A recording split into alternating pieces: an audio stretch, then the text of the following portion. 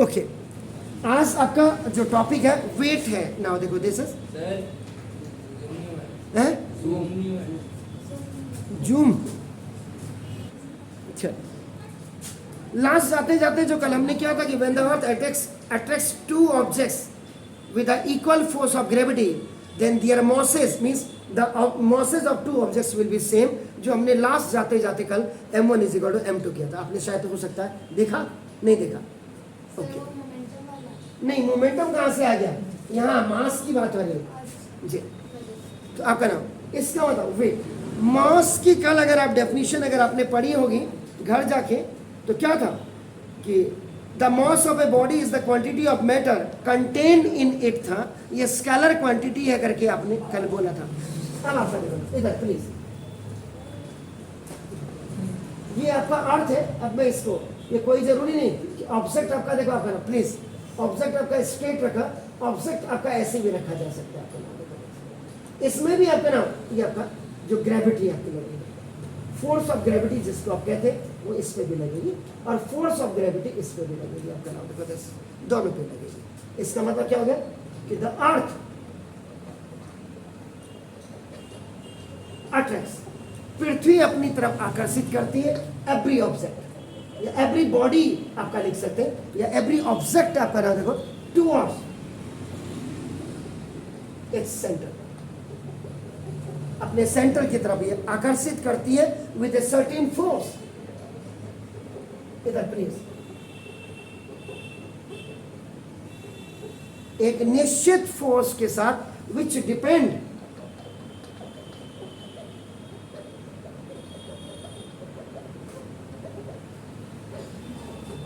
जो बॉडी के मास पर आपका निर्भर करता है, याद रखिएगा।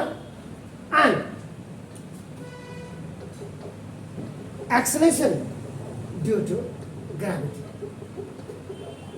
एट दैट प्लेस, जिस भी प्लेस पे आप इसको मेजर करना चाहते हैं, या जिस भी प्लेस के ऊपर आपका ऑब्जेक्ट रखा गया है, यहाँ पर अर्थ, अर्थ का आपका नाम देखो, आपका एक सेंटर होगा जिसको हम ईपी सेंटर कहते हैं, लेकिन यहाँ पे हमें खाली सेंटर से मतलब है आपका ऑब्जेक्ट। कोई भी ऑब्जेक्ट होगा, इस ऑब्जेक्ट का अपना क्या होगा, मास होगा, और इसको अपनी तरफ जो आपका खींच रही होगी, that is called the acceleration due to gravity. अगर नीचे की तरफ खींच रही होगी तो आपका डेफिनेटली, जब नीचे की तरफ आ रहा होगा फ्रीली फॉलिंग ऑब्जेक्ट में तो प्लस का रखते हैं, जब आपका किसी भी ऑब्जेक्ट को ऊपर थ्रोन अपवर्ड्स करते हैं उसमें ग्रेविटी आपका अपोज करती है। बाकी आपको पता ही है इसका। अब जो डेफिनेशन वेट की आपकी बनती है कि ना,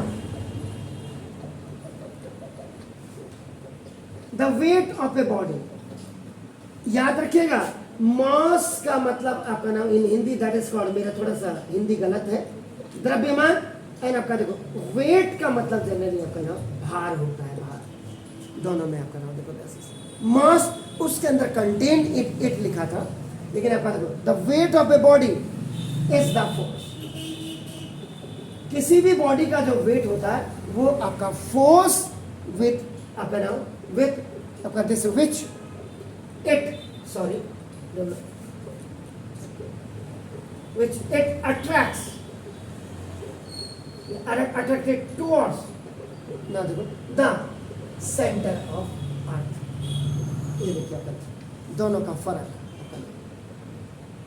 यानी कि अगर आप इसको इन अदर वर्ड्स दूसरे शब्दों में if you want to write it, इसका मतलब कि द फोर्स ऑफ ग्रेविटी, ये THE को रेफर कर रहा है ना। The force of gravity आपका नाम देखो, this is acting on a body is called या known as its weight।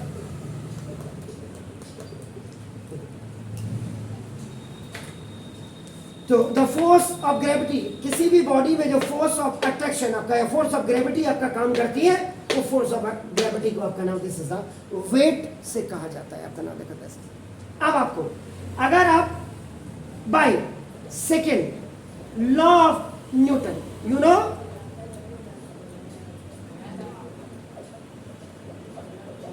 Have you remember the second law of Newton, what was that?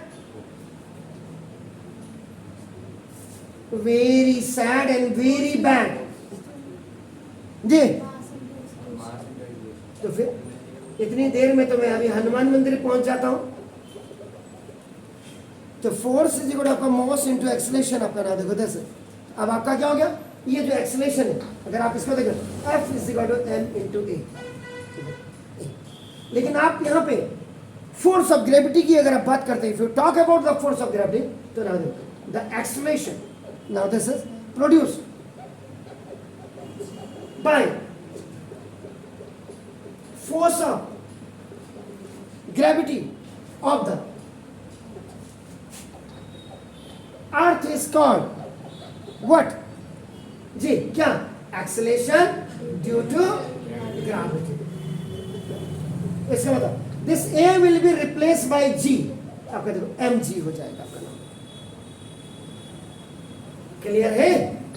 देखो अभी आपका क्या होगा, लेकिन अभी आपने क्या बोला कि the weight of a body of the force is the force with which it attacks towards to the centre of earth आपने बोला है। तो ना इसका मतलब अगर आप बाय डेफिनेशन अगर आप देखेंगे आपका ना देखो इसका मतलब the force of attraction of earth on A body is known as weight। weight इसका फोर्स इज इक्वल टू आपका क्या हो जाएगा, वेट हो जाएगा आपका नाम देखो। तो this means this force is now replaced by this W। तो now W is equal to आपका नाम देखो this is the m into c हो गया। Is it clear? अब यहाँ पे अगर हम इसके यूनिट की बात करें, अभी मैंने SI यूनिट की बात नहीं की मैंने, अभी मैं खाली न्यूटन आपका खाली यूनिट। तो यूनिट अगर इसके हिसाब से इफ आई लुक आपका ना दो तो मास का मतलब आपका क्या होगा किलोग्राम एंड ग्रेविटी का मतलब आपका क्या होगा मीटर पर सेकेंड स्क्वायर। तो metre per second square and this kilogram metre per second square is known as your आपका दिस इज द न्यूटन। तो therefore SI unit of weight is newton. Clear है? Is it clear? Definition is clear? Okay please do it. जी पुत्री आप क्या करिए बेटा?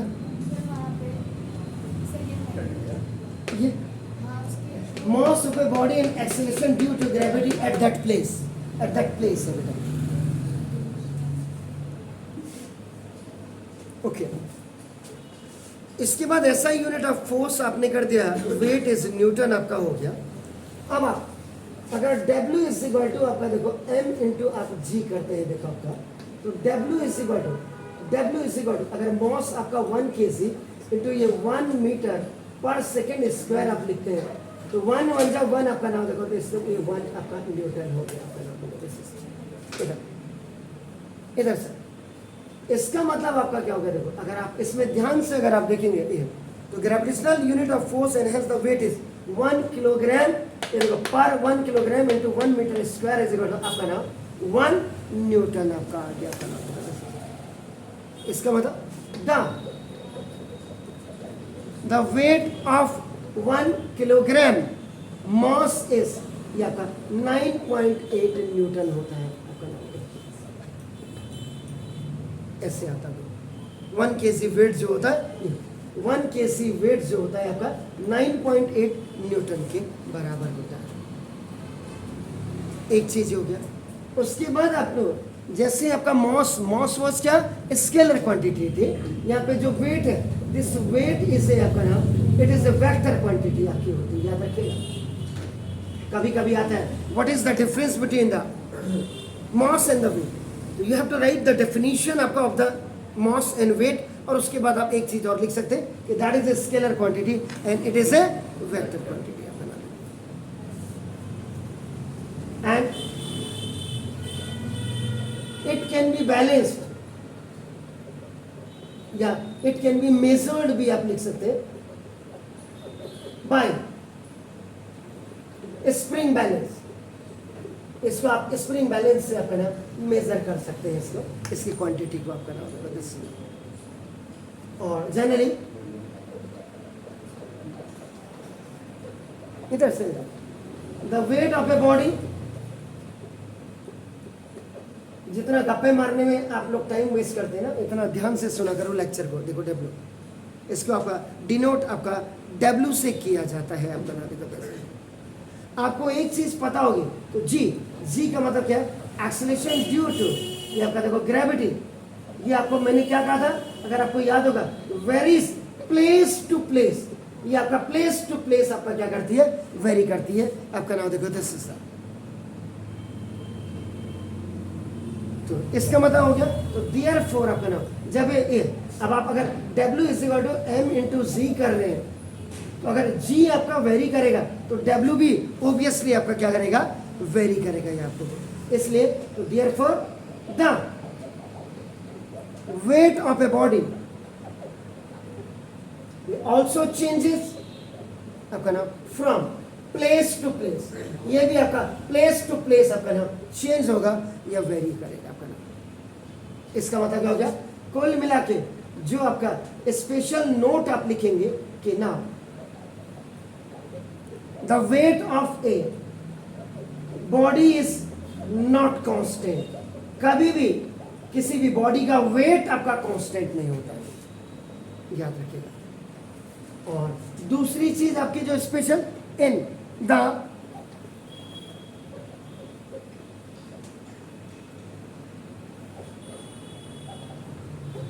और जो इंटरप्लेनेटरी स्पेसेस आपके होते हैं उसको वेर जहां पर आपका z इज इक्वल टू आपका 0 होगा, द वेट याद रखिएगा,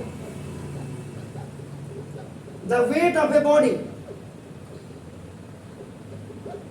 बिकम्स ऑल्सो 0। ये भी वहां पर आपका 0 हो जाएगा आपका नाम। देखो वेट भी आपका 0 हो जाएगा। और याद रखिएगा क्योंकि जब आपका वेट आपका 0 हो जाएगा, अब इतने लोग हैं, जब आपका 0, आपने कहा हमारा तो सर वेट ही 0 हो गया। आप इंटरप्लेनेटरी स्पेस में आप जाते हैं जहां ग्रेविटी आपकी 0 है। जैसे हमारे अर्थ में gravity acceleration due to gravity कितनी है? 9.8 होती है, फिक्स नहीं है, ये वेरी करती प्लेस टू प्लेस में। लेकिन फिर भी अगर if we keep the value of this acceleration due to gravity g is equal to 9.8, तब भी आपका क्या वेट आपका 0 हो नहीं सकता। Weight can be never 0 in our earth. लेकिन जब आप इंटरप्लेनेटरी स्पेस में जहां जाते हैं, जहां एक्सेलरेशन ड्यू टू ग्रेविटी 0 होती है, तो वहां पे आपकी बॉडी का वजन भी आपका क्या हो जाएगा? 0 हो जाएगा। दैट्स व्हाई वी फील या यू फील नाउ। देखो ठंडा ठंडा कूल कूल, ठंडा ठंडा कूल कूल का मतलब true feel. Now this is a true weightlessness.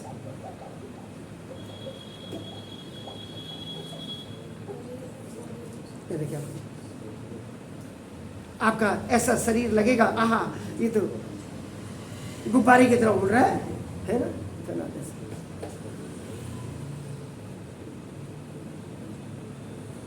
इसके बाद तीसरा, as we go down inside the earth, जैसे जैसे आप अर्थ से आपके नीचे आप जाते हैं तो ना the and becomes 0 क्या हुआ sir? At the centre of अर्थ। और अर्थ के सेंटर में, ये सेंटर ऑफ अर्थ है, अर्थ के सेंटर पे आपका ग्रेविटी जब आपकी 0 हो जाती है, इसका मतलब so whatever be the weight of a body on the surface of earth, its weight becomes 0। इसका वेट आपका 0 हो जाएगा when it is taken to the center of earth। इसी चीज को आपका यहाँ पे बिल्कुल क्लीन लिख दिया कि what ever be the weight of the body on the surface of the earth के सरफेस पे, जहां हम खड़े हैं अभी, जहां पे आप बैठे, ये सरफेस ऑफ अर्थ है, यहां पर कुछ भी हो वेट, लेकिन ये आपका नाउ सेंटर ऑफ ग्रेविटी में, अगर आप अर्थ की सेंटर पे जब आप जाएंगे तो यहाँ पर आपका वेट आपका क्या हो जाएगा, 0 हो जाएगा। क्यों हो जाएगा, क्योंकि g small g means acceleration due to gravity वहाँ क्या हो जाएगी, 0 हो जाएगी। तो वेट भी आपका वहाँ क्या हो जाएगा, 0। तो कहाँ कहाँ 0 हो रहा है, अर्थ के सेंटर पे और इंटरप्लेनेटरी स्पेस पे, where the acceleration due to gravity small g is equal to आपका 0। Clear, fine, please. अब यहाँ पे मैंने एंड बिकम 0, ये यहाँ पे एंड को यहाँ पे लिख देता हूँ, स्मॉल जी लिख देता हूँ, तो आपको क्लियर हो जाएगा। Clear, fine. And small g become 0। Now देखिएगा, ये डेरिवेशन यू आर डूइंग आपका now here to show that the weight of an object on the moon is 1/6 of the same object of the same object आपका नाम 1/6 of same object that on the earth cover आपका। यानी कि कहने का था, अगर आपका वजन यहाँ पर 60 kg है तो मून में जब आप जाएंगे आप 10 kg के रह जाएंगे, आपका वजन आपका। तो ना इसका मतलब अब आपका देखिएगा, सपोज एन ऑब्जेक्ट, यहाँ पे ऑब्जेक्ट का मतलब मेरा बॉडी से, ध्यान से सर इधर ही प्लीज, जब एक बार बोल दिया जाएगा तो ध्यान से सुन लिया करेंगे। ऑब्जेक्ट का मास आपका देखो ये m है, लेट इट्स वेट, और इसी ऑब्जेक्ट का जो वेट है आपका नाम ऑन मून पे आपका इसका वेट माना, ये WM है आपका नाम, दिस इज WM। क्लियर हो गया। Again suppose that the mass of moon is, ये आपका कैपिटल M हो गया। आप इसको मास ऑफ MM भी कर सकते हैं, मास ऑफ मून भी कर सकते हैं आप इसका। कोई यहाँ पे दिक्कत नहीं होनी चाहिए आपका नाम का, बस। और नहीं करते तो भी कोई दिक्कत नहीं है अपने को। And R is the radius of moon। इधर सर ये मून है, मून में आपका कोई ऑब्जेक्ट है आपका नाम देखो, सीधा कोई बॉडी है और इस बॉडी का वजन आपका स्मॉल m है आपका ना देखो, तो ये ऑब्जेक्ट का अपना वजन, इसका जो वेट जब आपका देखेंगे मून पे, इसका वेट, ये मॉस है, ये जो आप स्मॉल m देख रहे हैं यहाँ देखिए, ये मॉस है, मॉस इज इक्वल टू, और जब वेट होगा इसका तो वेट ऑन मून, ये आपका WM हो गया। अब ये मून है, इस मून का इधर सर, ये मून का आपका ना देखो सर, ये जो मॉस है ये आपका कैपिटल M हो गया, और यहाँ से ये जो इसकी रेडियस है, इस रेडियस को आपने R ले लिया आपका देखो, the radius is taken as your R। तो ना इसका मतलब according to Newton's law of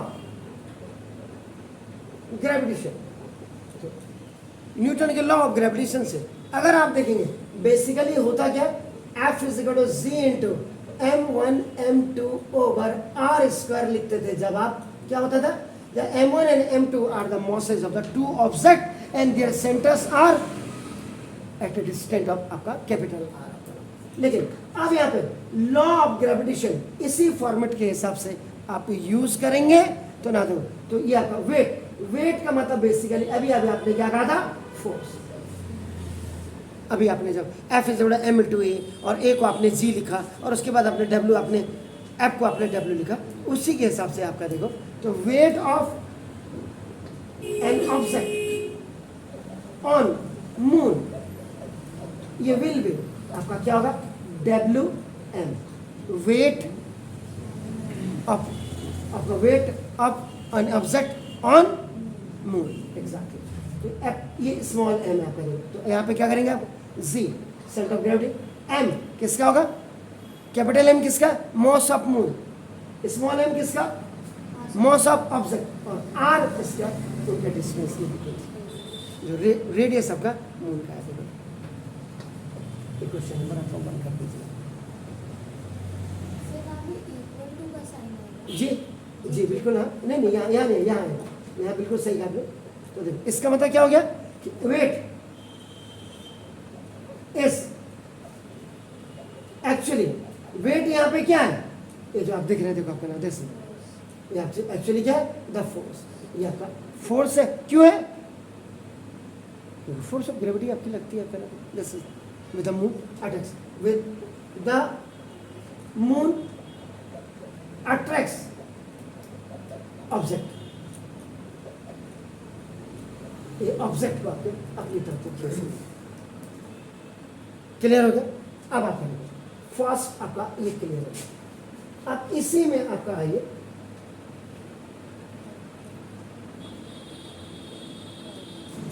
ये अर्थ है आपका नाम। तो यहाँ पे जो आपका ऑब्जेक्ट का मॉस तो आपका उतना ही रहेगा आपका नाम लिखने के, लेकिन जो wait of an object on earth आपका हो जाएगा वो W E हो जाएगा। क्लियर। और एक चीज आपको बिल्कुल क्लियर होनी चाहिए, याद रखिएगा कि ना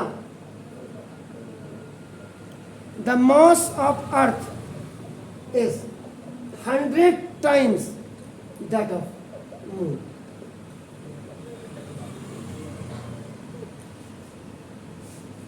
अर्थ का जो वेट होता है या मॉस होता है, सॉरी, वो मून के मॉस से 100 टाइम्स आपका ज्यादा होता है, ये याद रखिएगा।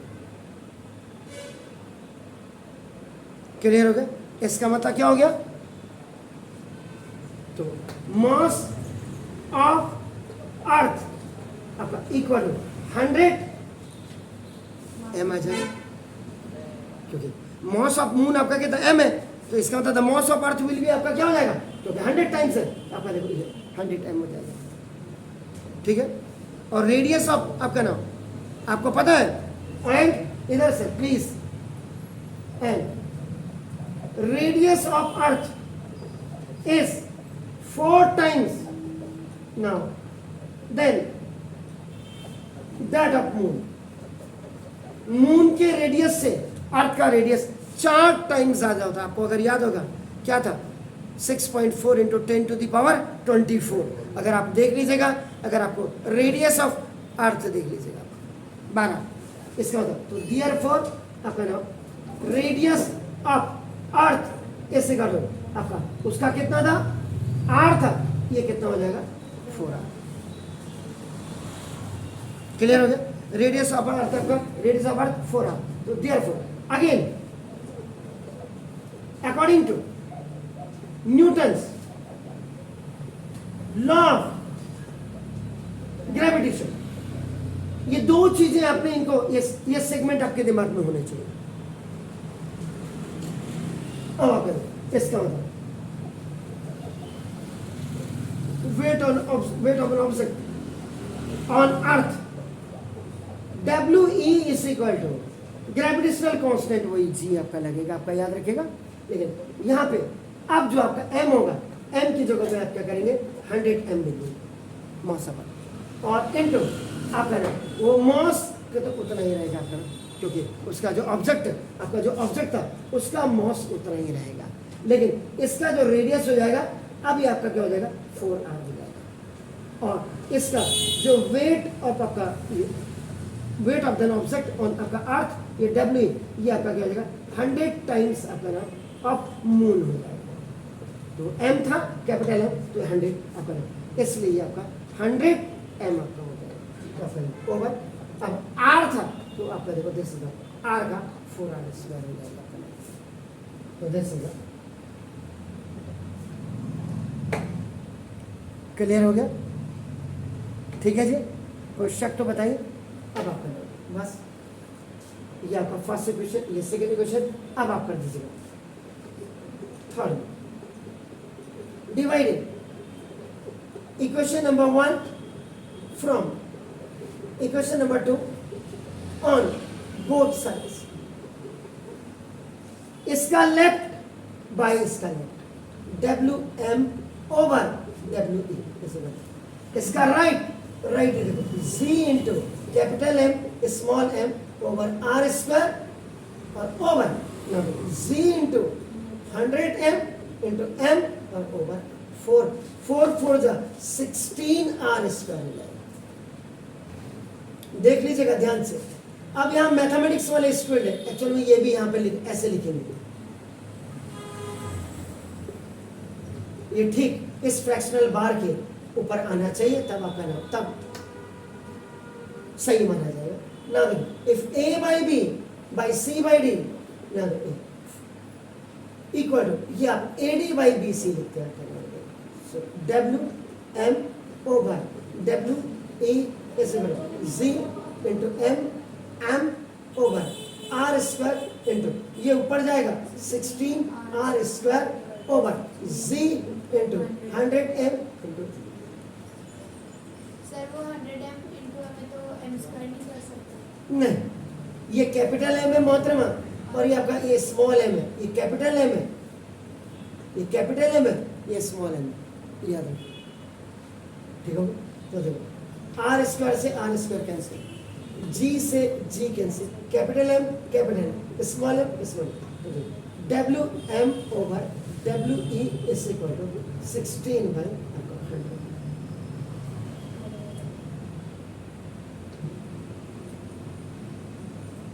फोर फोर जा और 4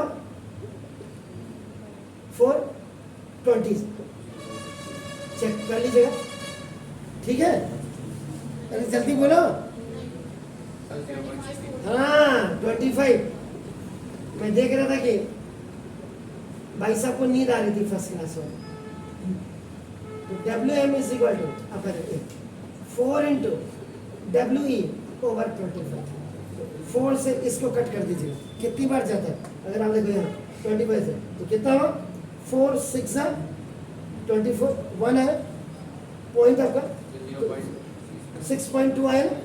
तो 6.2 का आपका क्योंकि डेसिमल के बाद 5 से नीचे तो अप्रोक्सीमेट 6 से लिखेंगे।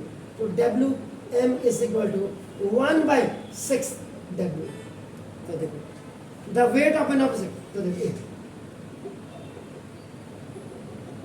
the weight of an object on moon is equal to 1/6 weight of same object on earth। तो this is ये आपने प्रूव किया। इसका मतलब क्या हो गया कि अगर आप 60 किलो के हैं आपका, तो आप जब मून में जाएंगे तो आपका वजन मात्र कितना रह जाएगा? मतलब ऐसा 10 kg का आपको फील होगा, वेटलेस आपका लबा होगा। Is it clear? Do it please. और अगर आप 6 किलो के हैं मून में जाके आपका वजन कितना रह जाएगा? If you have a weight of your 6 kg and you will go on a moon, then how much? वहां कितना महसूस होगा आपका वजन? 0 क्यों होगा?